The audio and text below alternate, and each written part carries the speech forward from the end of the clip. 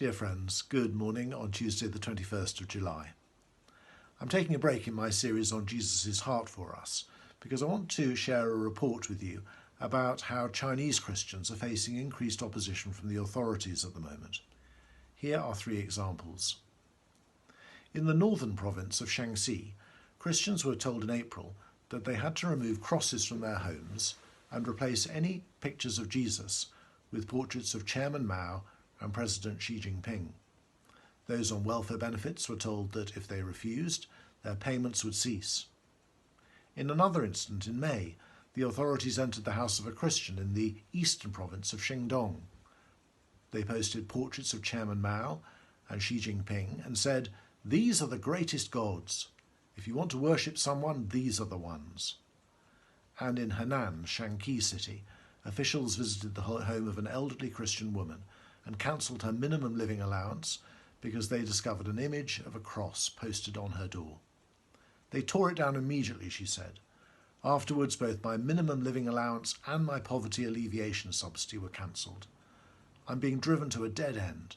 I have diabetes and I need injections regularly. You can see the full report in Christian Today.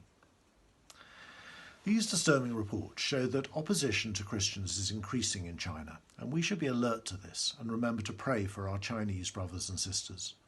But what should we pray? Well, on Sunday evening at 6:30 I was preaching from Philippians chapter 1, in which Paul talks about how he responds to opposition. After a mockery of a trial in Jerusalem where false accusations were hurled at him, Paul had to plead Roman citizenship to escape flogging and was sent to Rome for trial. He was very fortunate to survive a prolonged and terrifying storm at sea.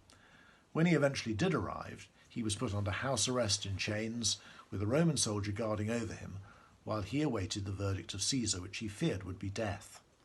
What was his response? Just listen to this.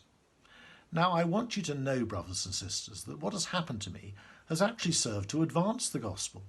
As a result, it's become clear throughout the whole palace guard and to everyone else that I am in chains for Christ."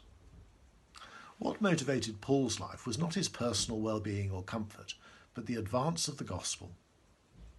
In 1949, there were 14 million Christians in China. There are now estimated to be at least 67 million. The church has grown phenomenally under persecution. Now, I'm sure our brothers and sisters want us to pray that they'll be delivered from their suffering, but I bet they want us to pray as well that the gospel will continue to advance because of their suffering. God bless you today.